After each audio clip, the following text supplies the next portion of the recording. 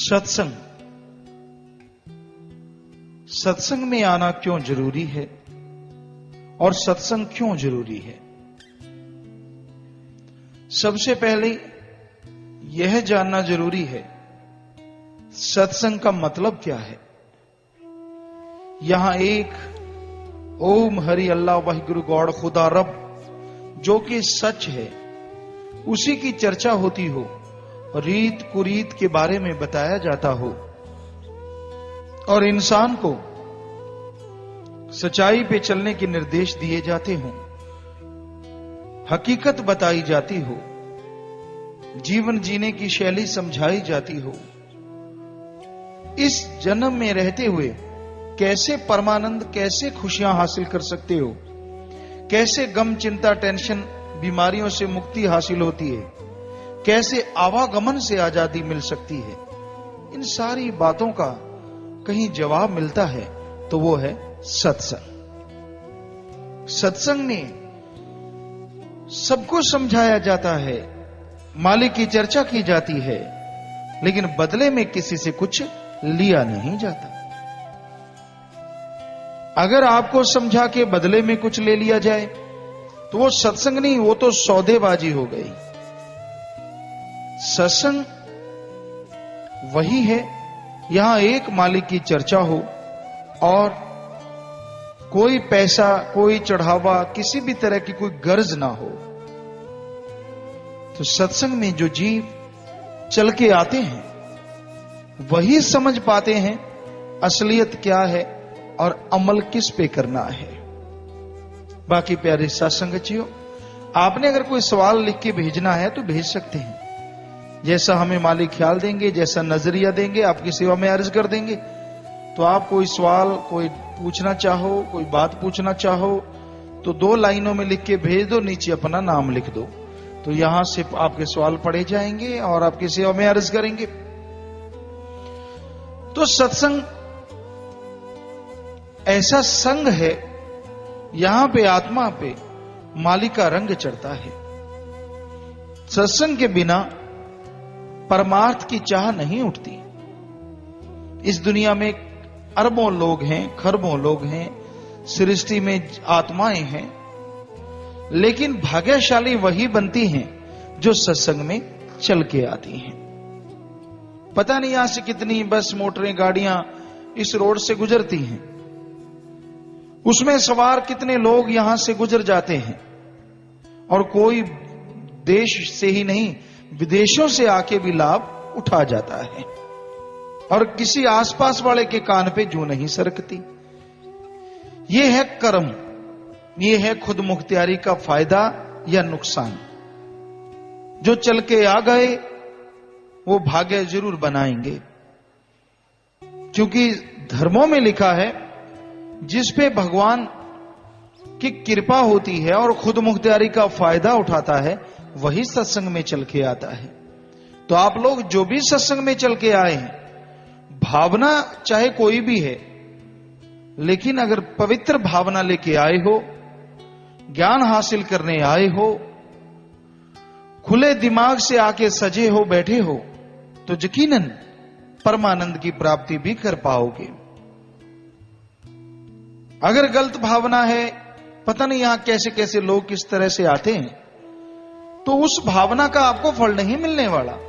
आप बुरी सोच लेके आए हो, कोई जेब काटने या कोई सीआईडी या कोई कुछ, पता नहीं किस तरह के लोग यहां पे आते हैं, वो तो मालिक जानता है। तो ये नहीं है कि उन्हें उसमें कोई तरक्की या खुशियां या अंदर से आत्मिक शांति मिलेगी। आत्मिक शांति तो उससे ही मिलेगी जो परमार्थ की चाह लेके बैठे हैं कि हां भाई, हमने सुनना है हमें जीवन में क्या करना चाहिए, जिंदगी में क्या करना चाहिए, क्या नहीं करना चाहिए, किन बातों पे ध्यान देना चाहिए और किन को छोड़ना चाहिए। तो जो सुनते हैं पता तो उन्हीं को चलेगा, और सुनेंगे वो ही जो सत्संग में आके बैठेंगे। सत्संग में आएंगे नहीं तो सुनेंगे कैसे, सुनेंगे नहीं तो अमल कैसे करेंगे। जमींदारों में एक कहावत है, खरबूजे को देख के खरबूजा रंग पकड़ता है। जैसा संग करते हो वैसा रंग लाजमी चढ़ता है। इसलिए संग सोहबत पे संत बहुत जोर देते हैं।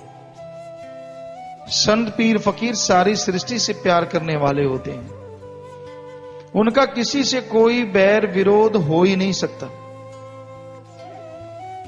पर इंसान संतों की सत्संग सुने, सिमरण करे। परम पिता जी ने एक भजन में लिखा है, किसे गल्लों छड़दा ना संसार जी। उसके लास्ट में लिखा है कि अगर आप मालिक से खुशियां हासिल करना चाहते हो ताकि वो आपकी लाज रखे, आपको खुशियां दे, तो अगर आपके चारों तरफ मनमते लोग हैं तो बेहतर यही होगा मालिक से प्रीत रखो और सबसे बच के रहो, बुराई का संग ना करो। क्योंकि मनमते लोगों का संग मन को हवा देता है। यहां सारा दिन दुनियावी चर्चा, सारा दिन फजूल की बातें, सारा दिन अपने रास्ते से हटके जो बातें करते रहते हैं, वो खुद तो रास्ते से उखड़े हुए हैं, जो उनका संग करता है उनको भी उखाड़ देते हैं। इसलिए गलत सोहबत ना करो, अच्छी सोहबत करो। आपके बुजुर्ग अगर अच्छे हुए तो याद रखो कि आपके बुजुर्गों ने नेकी कमाई है। आपने भी उस रास्ते से चलना है, बल्कि उनसे बढ़ के नेकी कमानी है।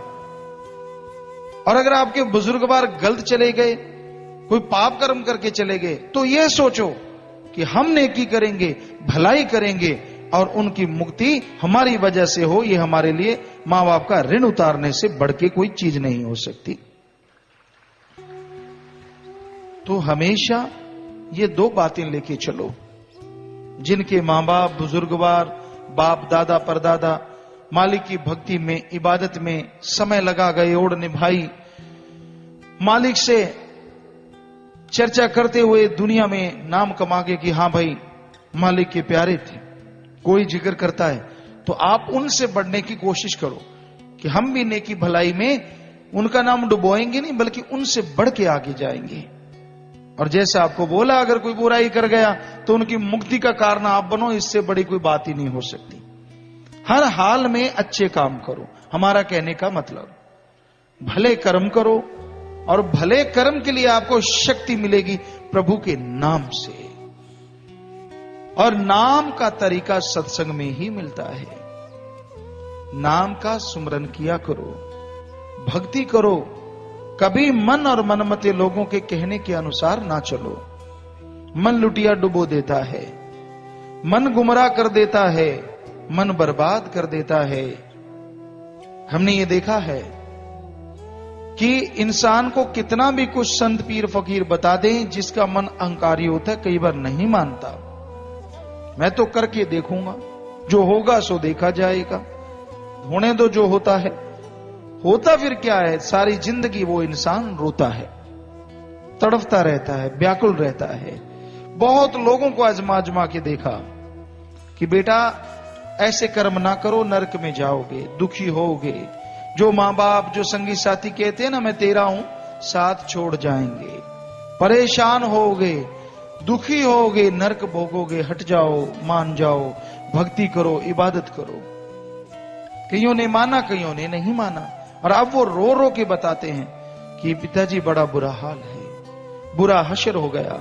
तो संत तो रोकते हैं कि भाई सामने दलदल है, मत पढ़ो, मत पढ़ो, मत पढ़ो।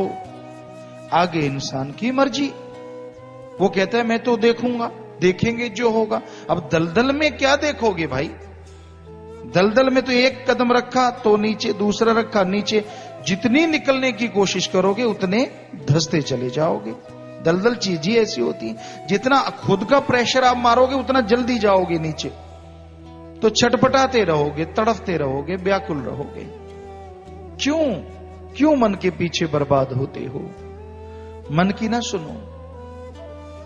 ऐसे ऐसे लोगों को देखा। बेपरवाजी के समय भी एक सज्जन आए, नशा नहीं छोड़ रहे थे। एक बार माफी, 2 बार, 3 बार, चौथी बार बेपरवाजी ने फरमाया भाई इस बार अगर पी तो हो सकता है तेरी मौत ना हो जाए, बचना। अब इससे स्पष्ट क्या कोई और शब्द हो सकता है? नहीं माना, जैसे पी और खत्म। परिवार वाले बहुत रोए, वो तो पछताने के लिए बचा ही नहीं, पीछे छोड़ गया सारे परिवार को पछताने के लिए, रोने के लिए, तड़पने के लिए।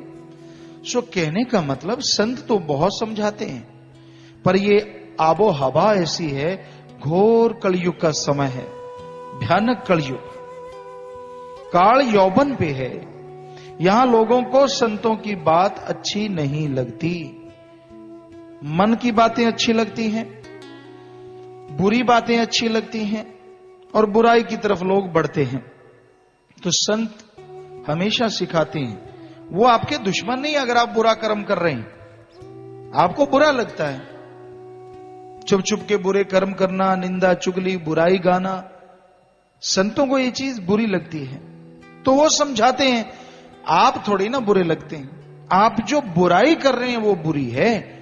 और संतों को दुख होता है कि अगर इस बुराई से जुड़े रहे तो आपकी लुटिया डूब जाएगी, बेड़ा गर्क हो जाएगा, आप तबाहो बर्बाद हो जाएंगे। उनको दर्द है कि नहीं भाई कोई ऐसा ना हो, कोई बर्बाद ना हो।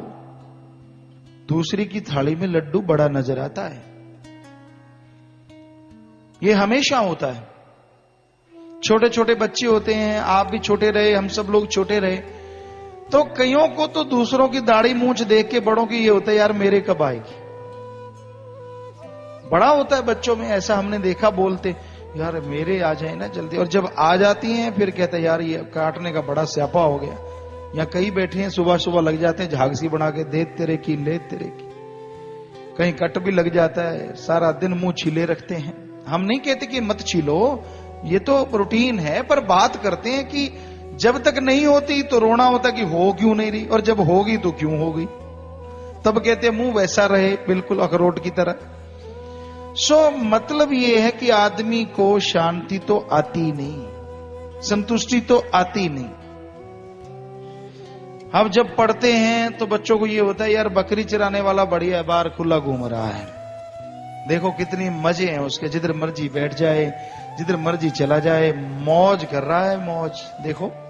और वो खुद क्योंकि कमरे के अंदर बंद बैठे होते हैं, बुरा हाल होता है यार ये अच्छे हैं जो बाहर घूम रहे हैं। और जब बड़ा होता है, आता जाता कुछ नहीं, सामने वाला कुछ बोलता है, इंग्लिश में बोल गया या कुछ ऐसे पढ़ाई में कुछ कर गया, तब मोर रोता है, ओहो, फिर माँ बाप को गालियां देता है, आपको तो पता था मैं तो जैसा था।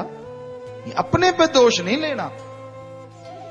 तो संत बहुत समझाते हैं ये बकरी चराने वाला गडरिया काल है, बचो काम वासना क्रोध लोभ अहंकार से।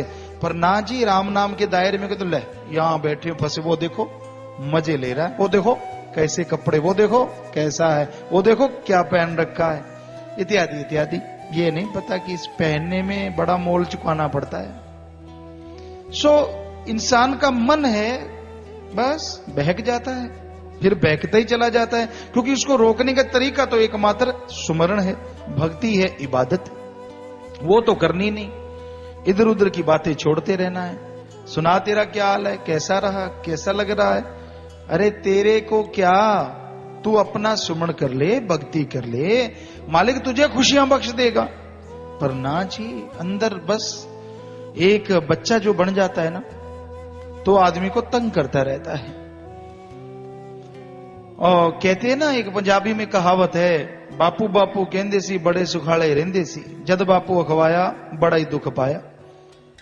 वो जब तक बच्चे होते हैं तो ऐसा लगता है यार बड़े कब ये सारे रोब मारते रहते हैं, और जब बड़ा हो जाए तो जब बच्चे हो जाए मामले पड़ जाते हैं, फिर ये कर वो कर, आंख पे हाथ मारने का भी टाइम नहीं रहता कि धो लें सुबह सुबह, सारा सामान वैसे लेके घूमते रहते हैं।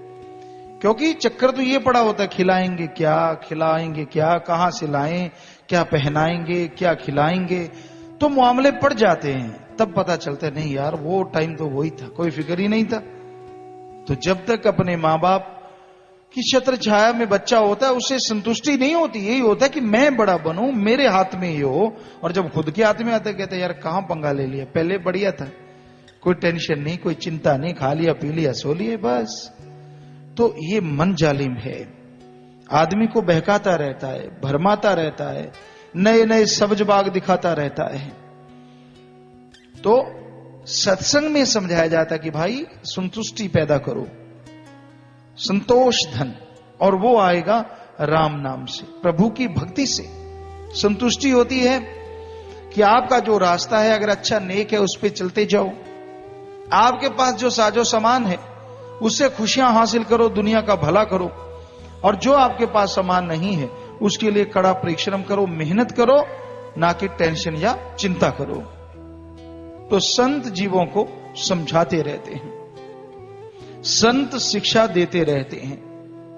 आगे जीव की मर्जी, माने ना माने वो उसकी मर्जी है। कई बार मन इतना ढीठ हो जाता है कईयों का कि वो मानने नहीं देता कि मैं सही हूं, बस जो मर्जी ज्ञान दे दो। चिकना घड़ा, चिकना घड़ा उसे कहते हैं जो जिसके ऊपर कोई असर ही ना हो। आप किसी घड़े पे घी लगा दो, तेल लगा दो, पानी डालते रहो, एक बूंद नहीं जाती। और जिस पे नहीं होता उसमें सारी कच्चा घड़ा होता है, काफी पानी उसमें समा जाता है। तो कहने का मतलब जब संत पीर फकीर ज्ञान करते हैं, कईयों का मन चिकना घड़ा बन जाता है। पढ़ के कड़ना, वो अपने आप को समझते हैं हम रूहानियत को बहुत जानते हैं, बड़ी सत्संग सुन ली, बड़ा ज्ञान है जी, हमें सब पता है, ऐसा ही होता है, ऐसा ही चलता है, इत्यादि इत्यादि बातें कर करके परमपिता ने एक भजन में लिखा, जीव का बेड़ा करते गर्क, और ऐसा करने से जीव को भोगनी पड़ती नरक। फिर यहां भी नरक और आगे भी नरक। मालिक से उसकी औलाद को दूर करना, भक्ति करने वाले को हटाना, इससे बड़ा पाप आत्मघाती महापापी हो सकता है, लेकिन उसके बराबर का ये पाप है। क्योंकि आप भी आत्मा का घात करते हैं।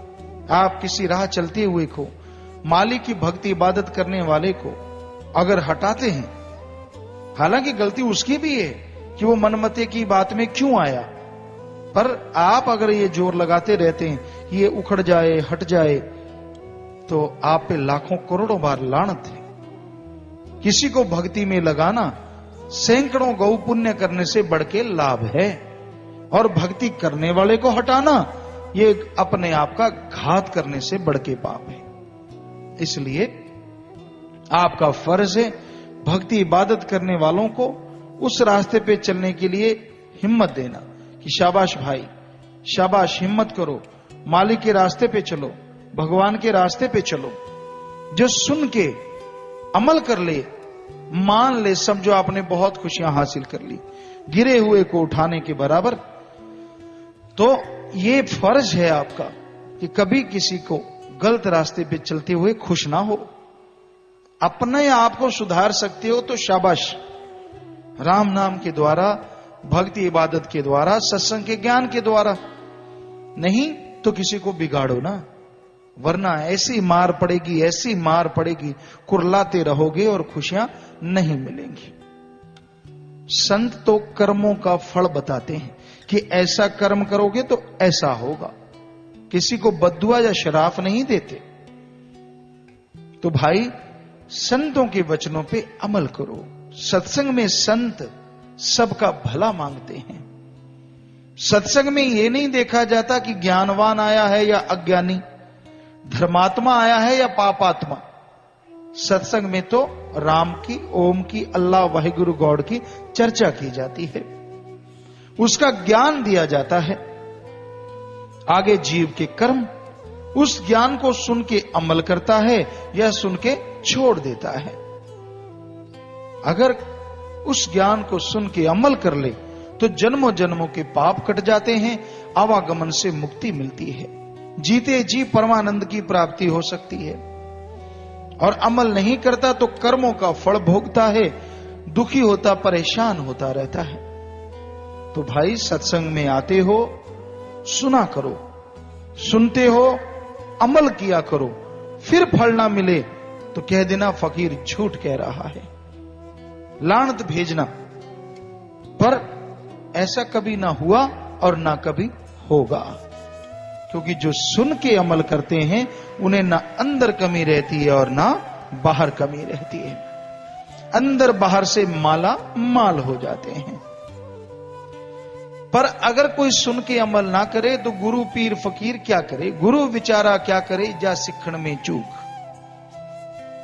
टीचर लेक्चरार तो पढ़ाते हैं, गेमों में कोच ट्रेनिंग देते हैं, प्रैक्टिस करवाते हैं।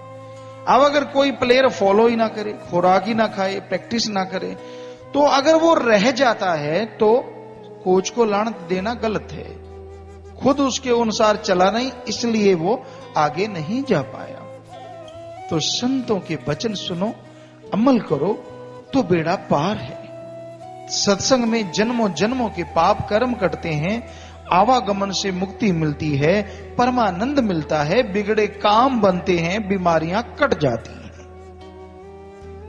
कोई भी टेंशन, कोई भी परेशानी, कोई भी प्रॉब्लम है, उसका सॉल्यूशन जरूर मिलता है। ये कैसे संभव है, कैसे होता है ये? अगर आप बुद्धिजीवी हैं, विज्ञान को मानते, पढ़े लिखे ज्यादा हैं, धर्म को नहीं मानते, तो हम आपको वैज्ञानिक तरीके से समझाते हैं, क्योंकि धर्म महाविज्ञान है। विज्ञान में, साइंस में ये माना जाता है कि इंसान अपने दिमाग का 10 से 15% ही यूज करता है, प्रयोग करता है, यूज में लाता है, उपयोग में लाता है। बाकी 85-90% दिमाग बेचारा जैसा आता है वैसे ही वापस चला जाता है, इससे काम नहीं लेता। ये साइंस का मानना है। 10 से 15%। होता क्या है, जैसे आप सुमरन करते हैं तो आपका विल पावर बढ़ता है, आत्मविश्वास। और आत्मविश्वास जब चरम सीमा पे पहुंचता है तो आपका दिमाग तो काम कर रहा था, आप इस्तेमाल में नहीं लाते, तो आप फिर इस दिमाग को ज्यादा इस्तेमाल में लाना शुरू कर देते हैं, पर वो भलाई नेकी की तरफ, बुराई की तरफ नहीं। मान लीजिए आपको कोई प्रॉब्लम है, कोई टेंशन है, कोई चिंता है, और चिंता का कारण क्या होता है? उसका कारण होता है कि आपके अंदर कोई सवाल खड़ा हुआ, आपको कोई परेशानी आई, कोई मुश्किल आई, और आपने खूब जोर लगाया, खूब सोचा, खूब ध्यान दिया, लेकिन आपका दिमाग, आपका माइंड कोई आंसर नहीं दे पाता, कोई जवाब नहीं दे पाता, उस समस्या का, उस प्रॉब्लम का कोई सॉल्यूशन नहीं दे पाता। जब आपको आपकी समस्या का, आपके सवाल का जवाब आपका दिमाग नहीं देता, तो वो सवाल, वो समस्या, परेशानी आपके अंदर बार बार घूमती है। वो सवाल आपके दिमाग में बार बार आता है। जितनी बार ये सवाल आपके दिमाग में टकराता है, उठता है, उतनी ही परेशानियां, उतनी ही चिंताएं आपकी बढ़ती चली जाती हैं, और आप परेशान हो जाते हैं, मुश्किल में पड़ जाते हैं। आप साइड, बस बहुत हो गया भाई, 1-2 फोटो बहुत होती है। तो आप परेशानी में पड़ जाते हैं, मुश्किल में पड़ जाते हैं। लेकिन आप जैसे जैसे वो सवालात, जैसे जैसे वो परेशानी आपके अंदर घूमती जाती है, आपकी टेंशन, आपकी परेशानियां और बढ़ती जाती हैं, क्योंकि उस परेशानी का जवाब तो आपको मिल नहीं रहा, रास्ता तो आपको मिल नहीं रहा। तो आपका दिमाग एक टाइम जवाब दे देता है कि ना भाई, मेरे पास तेरे इस सवाल का, तेरी इस परेशानी का कोई जवाब नहीं। तो आपके अंदर टेंशन चरम सीमा पे पहुंचती है, और फिर आपको नींद आनी बंद हो जाती है। ढंग से नींद नहीं आती, नशा लेते हो, कभी कोई दवाई लेता है, कोई जागता रहता है, परेशानी, कभी नींद ज्यादा आती है, कभी कम आती है, तो उससे आपको टेंशन होने लगती है। इसको बोलते हैं टेंशन, चिंता। फिर क्या होता है? संत कहते सुमन करो। सुमन करते हैं, परमार्थ भले काम करते हैं, सेवा करते हैं, उससे आत्मबल मिलता है, और आत्मबल मिलने से आदमी के दिमाग को आदमी ज्यादा इस्तेमाल में लाता है। जो दिमाग आपका रुपए में 15 पैसे काम कर रहा था, वो 25 पैसे करेगा। 15 पैसे में जिस समस्या का आपको जवाब नहीं मिल रहा था, जब दिमाग की शक्ति 25% आपने यूज की, 25 पैसे आपने इस्तेमाल में लाई, तो जो समस्या का जवाब 15 पैसे में नहीं मिल रहा था, वो 25 पैसे में जरूर मिलेगा। मालिक अंदर से ही आपकी समस्या का, आपकी टेंशन का जवाब आपको दे देगा। आप समस्या से आजाद हो जाएंगे और गम चिंता से मुक्ति मिल जाएगी। तो इस तरह काम करता है अल्लाह वाहिगुरु राम का नाम। चाहे उसे वैज्ञानिक दृष्टिकोण से देख लो, चाहे उसे धार्मिक दृष्टिकोण से देख लो। पर कोई सुमरणी ना करे, कोई सेवा ही ना करे, मनमते ही चलता जाए, मनमते ही चलता जाए, तो फिर बताओ संत क्या करें? संत तो एक गाइड हैं। चौरस्ते में खड़े हैं, आप आके पूछते हो जी शॉर्टकट रास्ता कौन सा है? भाई ये सीधा रास्ता है। कहते ये वाला खड्डे हैं, ये वाला दलदल है। कहते ना मैं तो खड्डे वालों में जाके देखूंगा। ले जाओ गाड़ी, शॉकर टूट गए, वायरिंग टूट गई, वापस आ जाओगे, रोओगे खड़े खड़े वहां। सीधे वाले पे कोई चल पड़ा कि हाँ भाई संत कहते हैं यार चलो सीधे चलते हैं, तो भला होना ही होना है। तो लेकिन चलते नहीं लोग, जितना मर्जी समझा लो। यहां आपको ज्ञान देते हैं, सारे ऐसे नहीं है।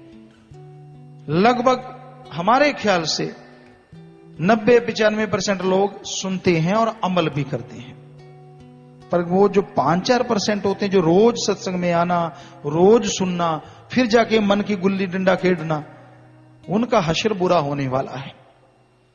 ये दिख रहा है हमें। हम तो वो चीज कहते हैं, हमारे तो यहां कोई होता ही नहीं, कोई ट्रेनिंग लेके नहीं आते, कोई सोच के नहीं आते कि बोलना क्या है। जो सतगुरु को मंजूर वो बुलवा लेता है। अब माइक कब का लगा होगा, यहां पड़ा होगा, इसको क्या पता मैंने क्या बोलना है। ये तो बेचारा एक पुर्जा है, खड़ा है वैसे माइक की तरह। हम है भाई, खाक है, चौकीदार है। वो मालिक जैसा ख्याल देता है, यहां कोई ऐसे लोग होते हैं, उनसे जो भावनाएं आती उनका जवाब मिलता रहता है। तो यही हकीकत है, ये वास्तविकता है। उनका बुरा कर्म आ चुका है, उनके बुरे कर्म। कई कहते हैं यार रोज सत्संग सुनने वाले का भी बुरा कर्म आ सकता है। जी हां, रोज सत्संग सुनने का आत्मा को फल मिलेगा अगली दरगाह में, लेकिन अगर सुन के अमल नहीं करता, बल्कि क्यों किंतु परंतु ये वो कांट छांट लगा रहता है, तो वो तो अपनी बेड़ी में आप छेद कर रहा है। फिर इसमें सत्संग क्या करे? सत्संग सुन के बिना चूंच रहा के जो मान ले, फायदा तो उसका होने वाला है ना।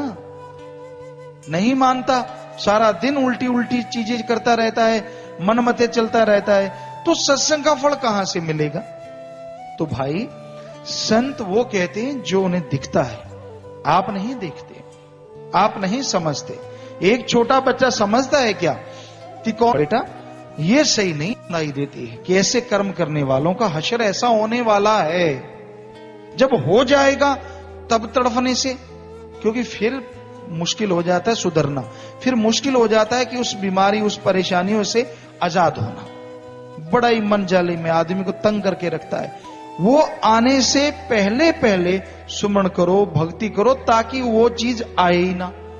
इसका रास्ता है, सेवा करो, तन को सेवा में इतना लगाए रखो, भक्ति में इतना लगाए रखो कि फुर्सत ही ना मिले गंदगी के बारे में, गलत सोचने की। जब ऐशो आराम से खाली रहना, खा लिया पी लिया, तो मन हरामी बनेगा ही बनेगा। या तो आप गृहस्थी हैं, काम धंधे में मशगूल हो जाओ, सुमन करो जितना कर पाते हो, सारा दिन मेहनत करो, खाली ना बैठो। खाली मन शैतान का चरखा। सारा दिन मेहनत करो, काम धंधा करो, राम का नाम जपो, और समय निकाल के परमार्थ दूसरों का भला करो। बाल बच्चों के लिए थोड़ा सा समय जरूर दो, और शाम को फिर सुमन करो, भक्ति करो, ताकि शरीर सही रहे, क्योंकि शरीर की जरूरतें हैं। अगर खाली रखोगे तो मन आपको काम वासना की तरफ ले जा सकता है, आप कामी कीड़े बन जाएंगे। सारा दिन उल्टी उल्टी हरकतें, ये कर लूं वो कर लूं फला कर लूं, ये डंग वो डंग, तो तरह तरह की बातें आती रहेंगी। या फिर लोभी लालची है तो वो सपने चल पड़ेंगे, ऐसे लूटूं ऐसे लूटूं, ऐसे करूं ऐसे कमाऊं, ठगी मारूं, बेईमानी करूं, रिश्वत लूं, फला करूं। तो इसलिए चाहे आप गृहस्थी हैं चाहे त्यागी हैं, गृहस्थी हैं तो काम धंधे में लगी है, त्यागी हैं तो सेवा, जिसके लिए त्याग किया है, दिन रात सेवा में तन को थकाओ, राम नाम जपते रहो, भक्ति में लगे रहो, खाली ना रहो। खाली कोई भी रहता है, मन कब दांव चला जाए कोई भरोसा नहीं। क्या पता क्या आदमी के अंदर होता है। आपको आज यहां कोई खड़ा नजर आ रहा, बैठा नजर आ रहा है, आपको लगता है बड़ा अच्छा भक्त है, क्या पता उसका मन जाले में उस पर कितना छाया हुआ है, ये तो परमात्मा जानता है। कल को क्या पता उसे कब कहां फेंक दे, कब नरकों में धकेल दे, कोई भरोसा नहीं है। भरोसे के काबिल सतगुरु अल्लाह वाहिगुरु राम है या उसका कोई संत पीर फकीर है। बाकी ये मत सोचा करो ये पहुंचा हुआ है, संगत को आम होता है। हम क्योंकि हम भी संगत के रूप में आया करते थे, 1972-73 से आते थे, लगता था यार ये जो पास पास हैं पिताजी के बड़े पहुंचे हुए भक्त हैं, पहुंचे फकीर हैं। जब उनके पास बैठे तो निकला मामला कुछ और ही, और की और ही सुनाने लगे। तो कहने का मतलब ये मत, सभी एक जैसे नहीं होते, हम सबका नहीं कहते, सभी एक जैसे नहीं होते। अच्छे भी होते हैं, जो पास रहता है बहुत नेक भी हो सकता है। कहां दूर से आके बछड़े ने दूध पीना और कहां पास ही लगे रहना, जब मर्जी मुंह मारा, जब मर्जी अमृत चख लिया। पास वाला इस मामले में सबसे आगे होता है। लेकिन अगर वो वचनों पे अमल ना करे तो फिर वो उस चिच्चिड़ की तरह भी हो जाता है जो स्तन से लगा रहता है, दूध नहीं पीता, खून चूसता है। दोनों ही बातें हैं भाई, दोनों तरह के लोग होते हैं, सभी एक जैसे नहीं होते।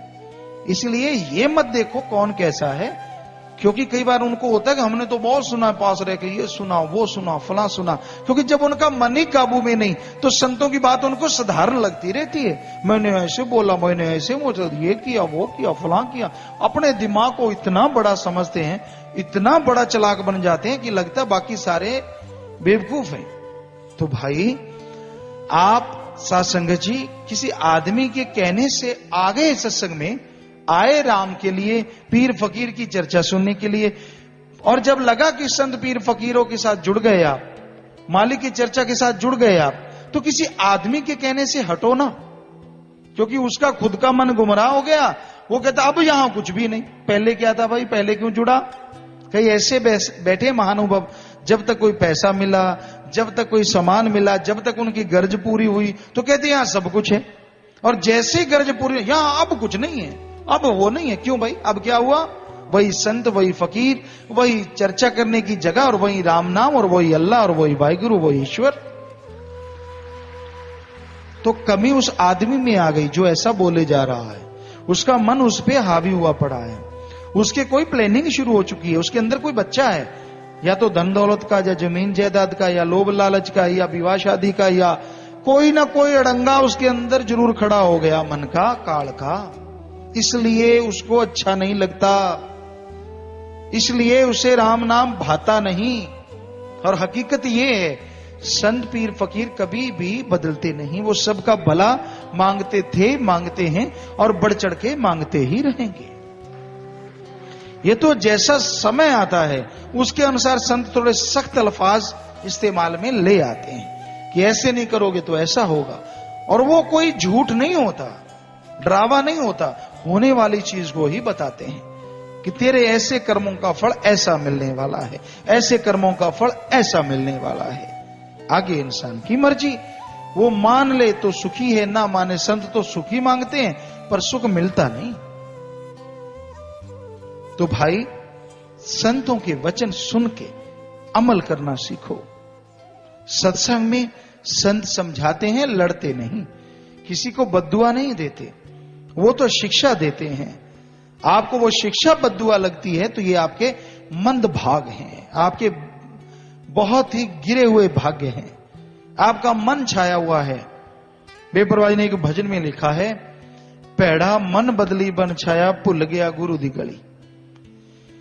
कि जब मन बादल की तरह छा जाता है ना, तो जैसे सूरज बंद हो जाता दिखना, उसी तरह संत के वचन, संत, उसकी वाणी, उसकी चर्चा सब अच्छी लगनी बंद हो जाती है।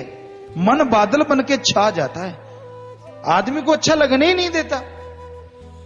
अगर कोई ऐसी बात, अब आप इतनी संगत बैठे, हमने जो चर्चा की, कईयों को बुरी लगी होगी, कईयों ने ये सोचा हाँ भाई हम में ये बुराइयां हैं, हम निकाल देंगे, कमी तो हम में है, संत तो सही कह रहे हैं, बाकी वो सही है। पर कईयों को तो हाँ बस हम पे ही चलता है तवा, हम पे ही चलता है तवा। क्यों चलता है, कभी ये सोचा है?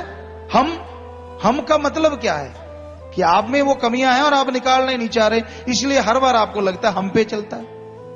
आप निकाल दो, फिर आपको लगेगा नहीं कि आप पे चलता है। तो कहने का मतलब ढीठ हो जाता है मन, और इंसान को उल्टा उल्टा पढ़ाता रहता है। ना, ऐसा ना सुनो, मन से लड़ा करो, सत्संग सुन के अमल करा करो, ताकि दोनों जहां की खुशियों के हकदार आप बन सको, आवागमन से आजाद हो जाओ, गम दुख दर्द बीमारियां हट जाएं। राम नाम में इतनी ताकत है।